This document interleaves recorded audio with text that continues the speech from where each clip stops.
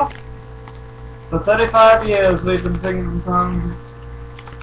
Okay, so today we're going to talk about The Hobbit, which we saw on the premiere night in 3D. We didn't see it in 3D though, but I saw it in 3D. It doesn't really matter. Yeah, see that wrong on the side? Okay, so Arnold, what do you think about The Hobbit? It was one of the best. I still think The Avengers is better though. Yeah, I like The Avengers better too. But The Hobbit was really good. There was not a whole lot that I didn't think was wrong. I just don't think they needed 3 movies for it.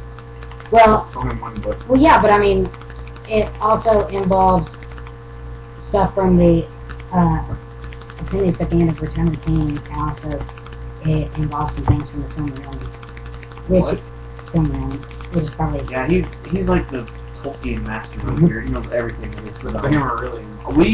Our knowledge only comes from the Lord of the Rings movies. Pokemon.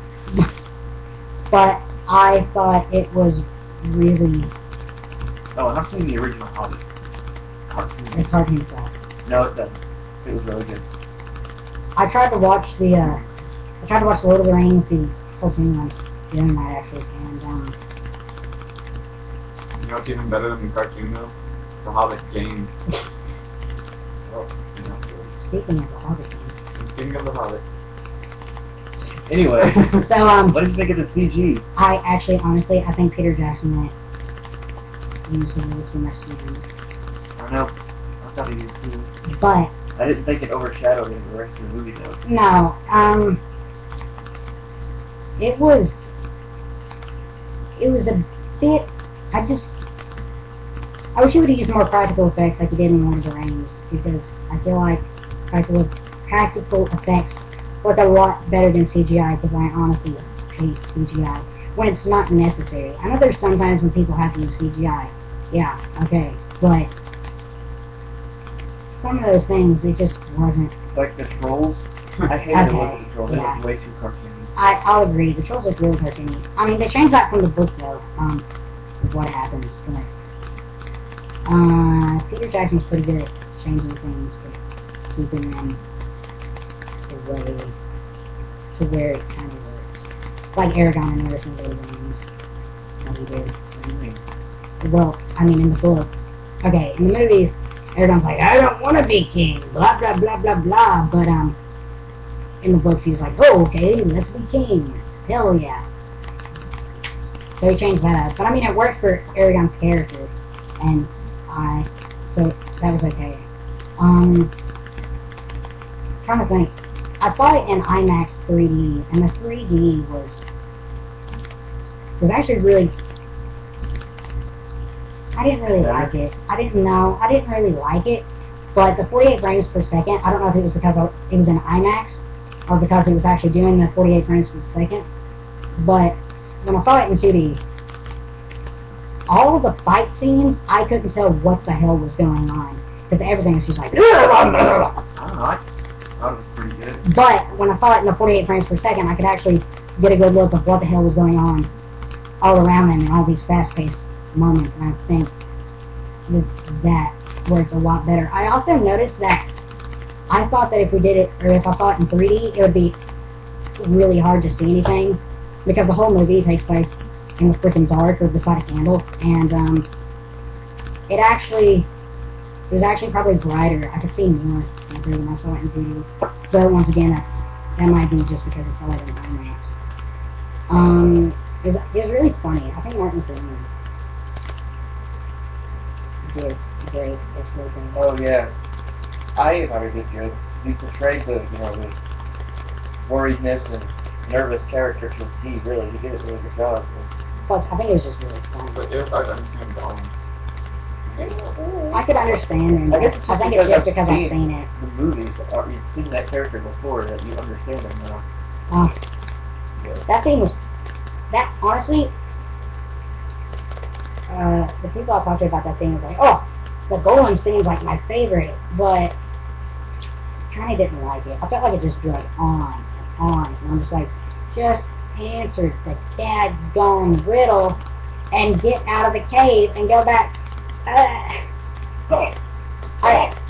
liked the fact they added part of the necromancer story, which was only, I don't remember the book exactly, but I don't think it was in it except for like one sentence I mentioned it.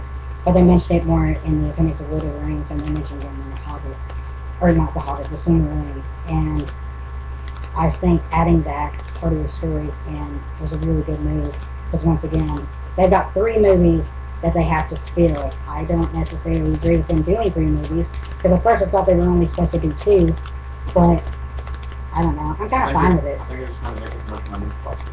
Well, I feel like they're trying to give people something. It's like, okay, when the Lord of the Rings trilogy was out, everyone was always anticipated for the next film, and then finally when it was over, there was a big sigh of like, man, this is it, you know? All this excitement, all this awesome stuff is just going to stop. I think that's what Peter Jackson's trying to do. And since there's so many bonus stuff about the story of the Hobbit, he has enough to do 3 movies. Yeah, that's what I'm saying. So he's trying to make it as much of an epic as possible. I think that actually is a good idea, because it gets more of the backstory. Yeah, it gets more of the backstory in there, and because, I mean, if they just did like one Hobbit movie, you would have so many unanswered questions from all kinds of other stuff, and instead of making like a movie about like the Silmarillion, which wouldn't work anyway, it was a good idea to combine that with the Hobbit. But yeah.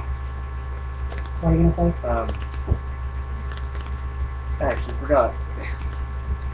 But Alright. in the end, I thought it was a really good movie. I put it at number 2. I liked it better than the Avengers, but I mean, the Avengers was really good. I'm not gonna lie, but I just consider the Avengers just like a popcorn flick anyway. I mean, it was really good, but everything. Honestly, I probably won't watch it again.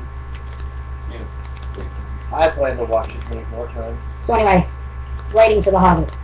10 out of 10. Really? Yeah. Or like, my top 3 movies of this year get 10 out of 10. Probably like 8. I'd probably give it about a little over a 9. Well, I mean, just because The Hobbit had everything I expected it was going to be. I knew it was going to be awesome. I thought it was going to be really good, and it was. And it blew me away. I knew it was awesome. I knew it was going to be good, and it was. I think the tickets worth it just to see freaking New Zealand. This place is fucking beautiful. I mean, I know New Zealand is awesome, man, but there's so many other places you can film. Yeah, but I mean, New Zealand is Middle Earth. What are you gonna say?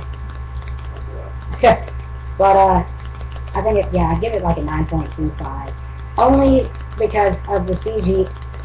I didn't like the CG too much, but I didn't feel.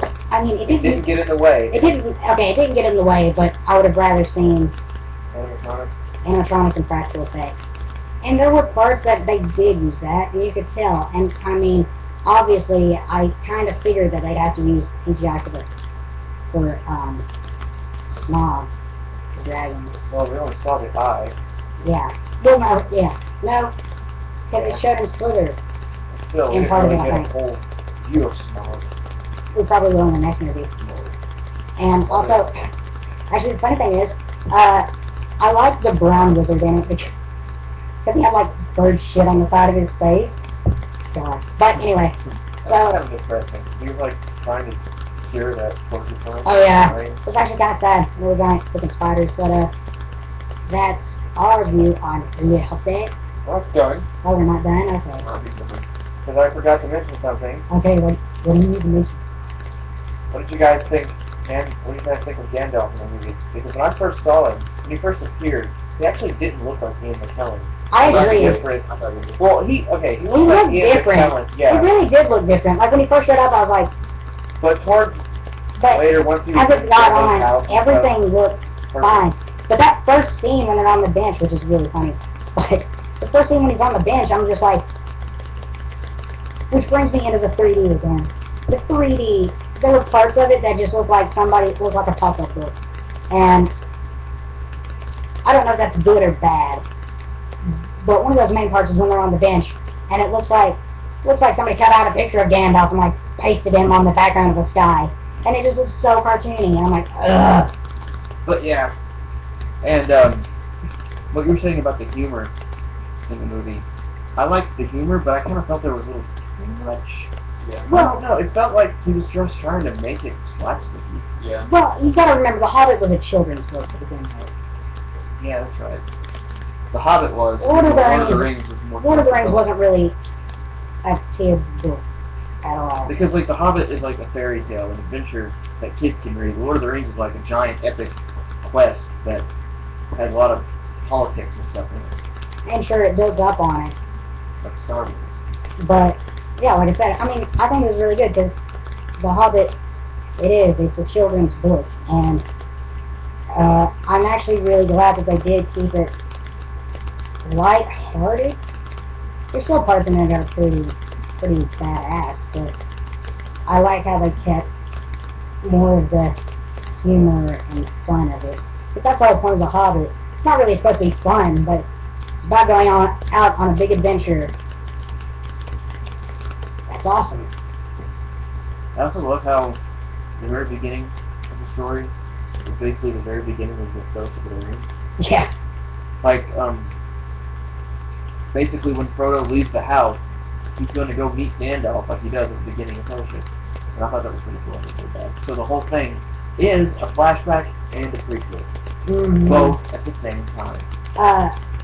I really like how they started the movie with the actual lines from the book when they finally got to build a fighting story. That was... It was a dark hole. It wasn't a nasty, sweaty, dark, moldy hole. Okay, when I heard that, I was kind of like, My third grader Ew. showing. Ew, I don't want to hear about moist, wormy holes. Excuse me, Bilbo. So, I think that pretty much covered everything. Do you have anything else to say? I just really like the table scene with Sauron, Galadriel, and Elrond, whatever. Elrond. And, That actually wasn't in The Hobbit. That was in, yeah, I know it was in the I book. think it's in the room. Oh, yeah, also, one good thing, I don't know if this is a spoiler alert or what, but Everybody died. yeah, everybody dies. I guess if you don't want to know anything about the movie, then don't listen to this next part. But the wolves didn't talk or sing in the movie, and I'm so glad, because after seeing Twilight Wolves talk, no, I thought they were watching. it's not really a spoiler, but I mean, yeah. Anyway, that's all from us. If you haven't seen The Hobbit, go Go see see The it. Hobbit. Fly, you fool! Or else. Keep it. Keep it. Up here!